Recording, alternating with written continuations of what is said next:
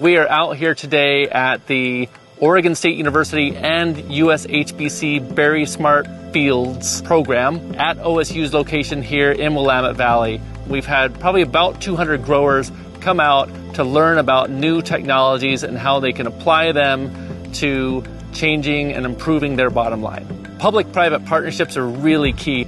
Collaborating across ag tech and working to have this combo of research, tech, growers, and also bringing in the next generation of undergrads and high schoolers that are interested in getting involved in agriculture.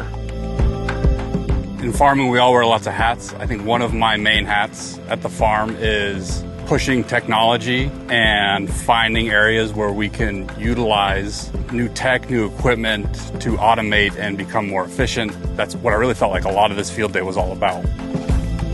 So graduate students and student interns are really core to a program. We are a research and extension center, but we are also training students, and they get that training by conducting the research and interacting with the industry and the partners involved. So I've got graduate students that are working on pollination. That's kind of the main area that we've been working on in partnership with innov8.ag, Blumex, and some of these other companies involved in this ecosystem. It's really important, the BerrySmart project and the integration of the private entities and the public institutions, that fusion is fundamental in driving the whole industry forward. And a lot of the problems and a lot of the questions we're addressing, it requires that type of innovation. The public institutions don't always have the capacity to push forward alone. And so engaging greater data and equipment and instrumentation to collect that data to help our decision making is really important in terms of that type of collaboration for the industry in general. We're partnering with industry to develop new technologies and for our students to get that experience of what it's like to interact with industry, where agriculture and innovation comes together. OSU recently released its new strategic plan, which is titled Prosperity Widely Shared, and one of the core areas targeted for investment in the future is robotics and AI. Approximately a year ago, OSU had an internal funding opportunity for collaborations between the College of Ag and the College of Engineering, and so it's just been a great program to help us get momentum in blueberries. We had a proposal that was awarded related to digital transformation in blueberry production, and so that's really helped us get started in some of the work that we want to try and translate from orchards to blueberries, and we think that's a good place for us that we're going to lean into going forward. I'm a production physiologist, so I do a lot of work with irrigation and nutrient management. And one thing that we've been working on the last couple of years is trying to figure out how much water do these plants use. So we've put in these large soil tanks with blueberries planted in them. They're called weighing lysimeters. And what we can do is we are constantly measuring how much water the plants use throughout the day. We call it the robotic blueberry harvester, RV500. And most important for us is delivering good quality. And second is preventing losses.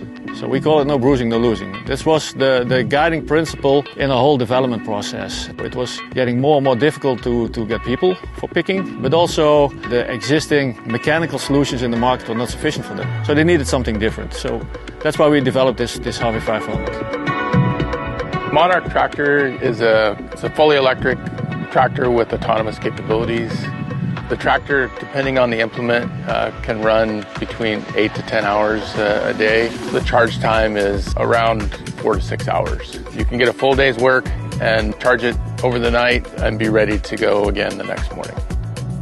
We continually develop. Every year we're bringing out new aspects of the machine to enhance its abilities in both fresh market harvesting as well as IQF. Fresh market is a big deal in blueberries. Labor is not getting any easier to come up with to begin with, and then the cost continues to go up every year. So the industry needs a solution for fresh market harvesting. So we focus on being innovative, and we offer drone applications and also do a lot of soil sampling and prescription maps and soil moisture probes, primarily used in permanent crops like blueberries and hazelnuts. We offer those services to growers to bring them value in getting insights in their operations. We do labor tracking software and hardware. So whether it's paying people by piece, by barcode, by container, we also have a fair pick system, which is a mobile scale system to pay pickers by weight. We push all that data into back-end software, we run reports, everything's downloadable into CSV so people can customize their own data, they can move it around. We track overtime, we do pay interval, and we store all the data for years as well. So we're trying to keep the simplicity in agriculture as a whole while allowing people to move forward with new technologies. We provide a better choice for the grower, a better choice environmentally and financially to use our solution and not just expanding in land and using unsustainable other practices. My motivation is basically providing a sustainable practice that show up significant financial outcomes that have also end-to-end and environmental outcomes. That when I see that grow and envision the impact, I can really measure not only the financial one, but also how we use the land better, how we use other inputs, if we can reduce them, if it's water or nutrition. That's the motivation of doing that. As we go into 2025, Innov8.ag is bringing together a lot of these different technologies so that we can empower growers to truly get data out in the field and get near-time or real-time results so that you can improve your outcomes. And that's ultimately what we're about, is empowering growers with data and improving your bottom line.